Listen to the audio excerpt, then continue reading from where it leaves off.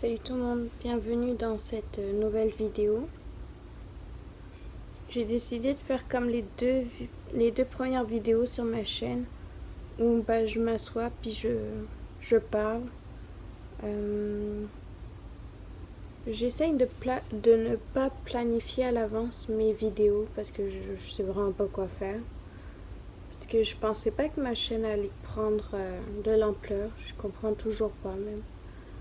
Voilà. Vous pouvez voir que maintenant mes cheveux sont bien rouges et tout ça. Ils ont bien changé tout ça. Ça me fait plaisir parce que c'est un peu une couleur que j'aimais avant, que j'ai repris aujourd'hui, à l'heure actuelle. Puis j'ai jamais eu les cheveux rouges avant, je pense. Ah ouais, peut-être une fois en France, pendant les vacances. Ouais. Ben, c'est une couleur qui part vite, comme j'ai fait cette couleur, je sais plus quand, il y a même pas une semaine. Puis 2 jours ou 3 jours après, j'ai décidé de me laver les cheveux. Pouf, ma couleur est complètement partie. Je sais que je suis capable d'avoir lavé mes cheveux. Mais j'ai commandé un shampoing rouge qui donne une coloration rouge aux cheveux. Donc voilà, je suis revenue comme ça, puis j'aime bien. J'aime bien le style. Vous voyez, comme ça. Ben voilà, ben je fais pas cette vidéo pour parler de mes cheveux. C'était juste l'introduction. Voilà. Sinon, euh...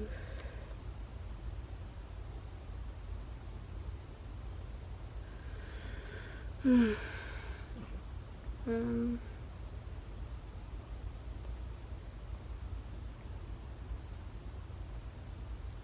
Merde, j'ai un blanc. Je me rappelle plus. Je pense que je voulais un petit peu parler, continuer certains sujets que j'avais commencé au préalable dans 3 vidéos. J'ai décidé d'en faire une 4e parce que j'ai mis 304. C'est pas ça l'expression, mais on s'en fout. Moi j'ai du mal avec les expressions. Il y a un moustique depuis tout à l'heure qui passe, qui revient, il commence à me faire chier. Je vais l'éclater. Ça tronche. Voilà.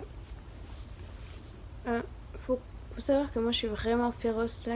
il y a un moustique, un papillon de nuit ou une mouche chez moi. Je leur éclate sa tête. Là, je prends un livre. Bam! Aucune chance qu'ils partent. Ils se remettent de ça. Aucune chance. Donc, quand il y a une araignée, j'envoie mon chat la tuer. Mais je pense que j'ai compris que là, mon chat a peur aussi des araignées. Donc, finalement, c'est moi qui tue l'araignée. Mais ça me fait vraiment peur. Là, j'aime pas ça. Ok.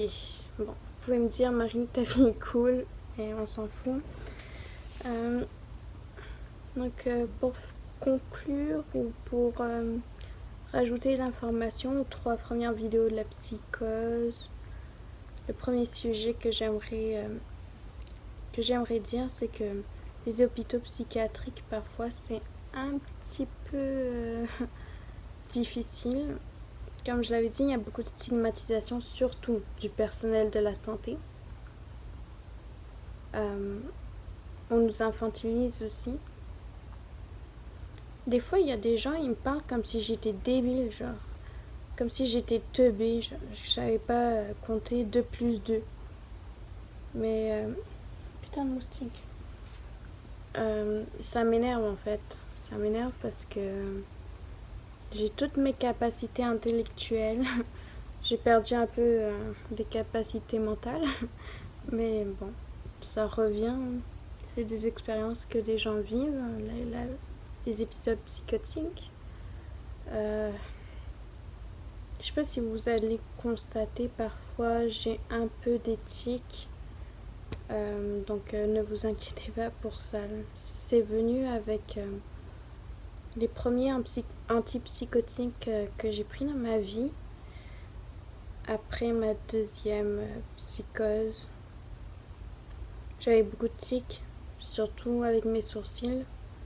Puis je faisais toujours comme ça, comme ça, comme ça. Puis je m'en suis rendu compte que quelques temps après, je pouvais pas arrêter de trembler, mes jambes, tout. Ça a été vraiment difficile pour moi les médicaments. J'en ai testé énormément d'antipsychotiques.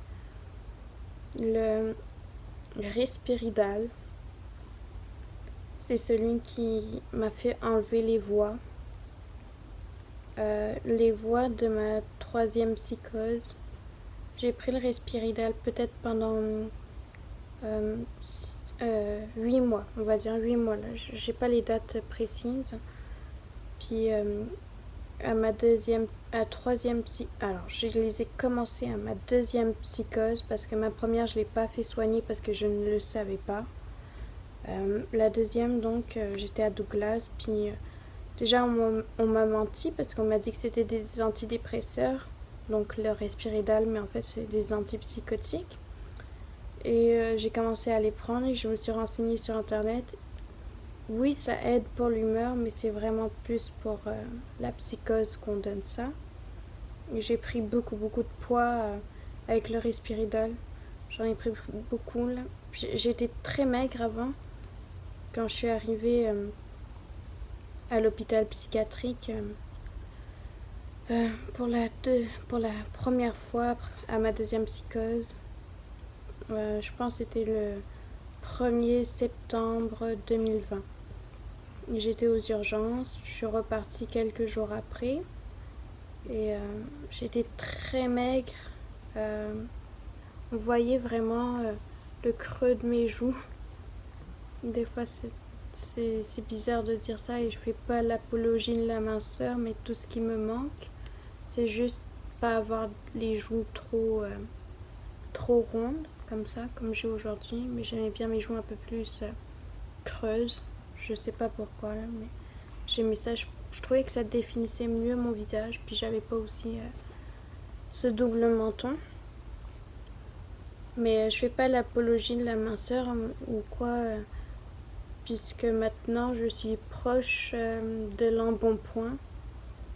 Donc, je sais pas ce que ça veut dire l'embonpoint. J'ai juste vu ça quand j'ai calculé mon IMC. Mais en fait, c'est pas la case normale, comme ils disent, mais la case en haut. Donc je serai plus vraiment dans la normalité. Ils sont vraiment caves, les gens qui parlent de normalité quand on a un poids, putain, un poids sain. Je sais pas. Je trouve ça un peu discriminatoire. Putain, il faut vraiment que je retourne à l'école parce que là, je sais plus parler français. Voilà. Donc là, je suis proche de l'embonpoint, mais j'adore comment je suis. Je suis beaucoup... La mouche. Je suis beaucoup mieux comme ça. Là. Je pense faire un tout petit peu de sport pour transformer un peu toute la graisse en muscle. Voilà. Donc tout ça pour dire que j'étais vraiment maigre et que le Respiridal m'a fait prendre beaucoup de poids. Au début, ça a été difficile pour moi d'accepter de prendre du poids.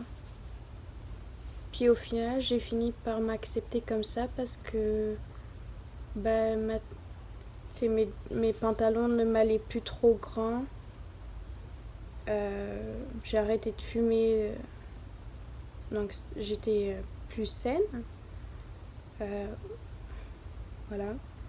Puis je pouvais remanger quand je voulais parce que moi, il faut savoir que je suis gourmande. J'adore la nourriture. J'ai souvent eu des régimes alimentaires très stricts. Pas de produits laitiers, pas de bœuf, pas d'agneau, pas de gluten. Je sais qu'il y avait d'autres choses là-dedans. Là. Je suis restée 2 ans comme ça, donc je mangeais pratiquement tous les jours la même chose. C'était vraiment pas sain pour moi. Et donc ça m'a fait vraiment du bien parce que je pense que le Respiridal m'a enlevé un petit peu des pensées que j'avais au niveau de la nourriture, des contraintes voilà, que je me mettais. Et pour ma troisième psychose, il a fallu que je que j'augmente le respiridal parce que même après un mois, même après 2 mois, j'entendais encore des voix. Et j'avais encore des hallucinations visuelles. C'est fou parce que je pense que la troisième psychose a été moins douloureuse que la deuxième. Pourtant, il y a eu des chocs vraiment traumatiques. Par exemple, qu'est-ce que je faisais cette soirée, puis les hallucinations visuelles ont été très coriaces, comme voir des gens dans un arbre qui me disent, qui me font, enfin, voir une personne dans un arbre qui me faisait signe de garder le silence ou de, de mourir, voilà, en gros. Et ça m'a moins fait peur que la deuxième fois. La deuxième fois, je pensais que j'allais rester bloquée comme ça toute ma vie. Je pensais vraiment beaucoup de choses douloureuses. Ça a été trop dur en fait. Je pense que j'ai vraiment mal géré mes 17 ans. Je sais pas si je l'ai déjà dit dans cette vidéo. Parce que j'ai fait beaucoup de vidéos. Mais j'ai eu une expérience à mes 17 ans qui n'a pas aidé. Je suis quelqu'un qui a une personnalité avec des traits toxiques. Je suis quelqu'un qui qui peut me faire du mal ou pas en mutilation mais plus psychologique. Voilà.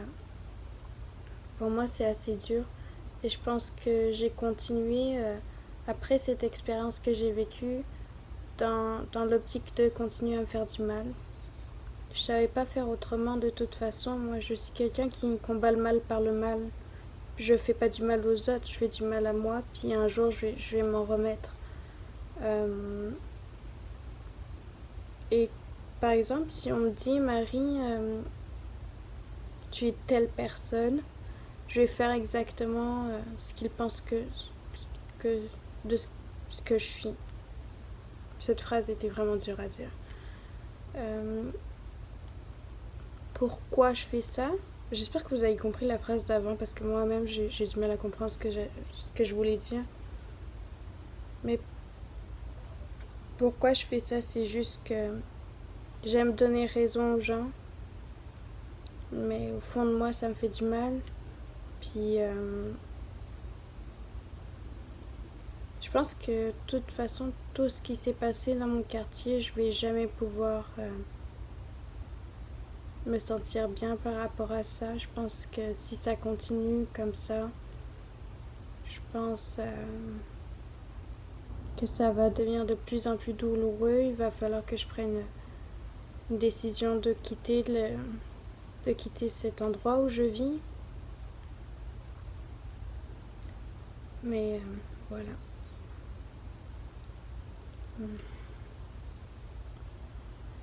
Je suis fatiguée un petit peu des regards. Puis je sais même pas si j'ai le droit de parole. J'ai vraiment eu peur de tout ce qui s'est passé. Je pense que c'est un peu des actions démesurées par rapport à ce que c'était de base. Je suis tombée dans les mauvaises affaires, mais ça, honnêtement, j'ai jamais reproché ça à qui que ce soit. Je pense que j'avais besoin de ça, d'une consommation. Pour moi, c'était comme une auto-médicamentation. Je m'aidais moi-même avec des médicaments qui sont pas vraiment suggérés. Enfin, plus à cette époque, à notre époque. Puis voilà, donc parfois sous la drogue, je deviens très méfiante, puis j'ai vite peur et je deviens catatonique. Pour ceux qui ne savent pas encore ce que c'est la catatonie, c'est juste rester coincé. puis de répéter ce que les gens disent devant vous, ou le négativisme. Voilà. Moi, c'est ça. Tu pouvais me mettre la main dans les airs, j'allais rester la main dans les airs, même si ça fait mal. Mais je le ressentais pas de toute façon. Je le ressentais une fois que la catatonie s'était atténuée, puis que je revenais à mes sens. Là, je commençais à avoir mal aux muscles. Je me suis dit, c'était très dur dans mes jambes. Je sais pas combien de temps je suis restée comme ça. Là. Le truc, c'est que j'ai jamais eu la possibilité, en étant saine d'esprit, d'expliquer un petit peu qui je suis, ce qui s'est passé, mais de toute façon, maintenant, j'ai trop peur pour parler à qui que ce soit. Je suis vraiment très, très méfiante. Ça s'est vraiment très mal passé auparavant. Il y a beaucoup de rumeurs. Écoutez, je vais vous laisser penser ce que vous voulez, puis voilà. De toute façon, on me l'a toujours dit, mais qui va te croire avec ta réputation? Qui va te croire avec ta santé mentale? Maintenant, je peux dire ce que je veux par rapport à des vérités. Je ne serais pas crue, puis c'est ça qui est le plus douloureux, c'est que même dans l'hôpital psychiatrique, tout ce que je dis est vraiment lié à la santé mentale et il n'y a aucune possibilité à ce que ça soit vrai, que ça soit fondé, ce que je dis. Donc à chaque fois, on me propose un médicament, mais ça ne fait pas d'effet parce que je dis une vérité. Comment tu veux traiter avec un médicament quelque chose de vrai? Et surtout que ce médicament, c'est un antipsychotique. Et un antipsychotique, c'est pour aider des choses qui sont fausses, qui sont créées par notre psychisme.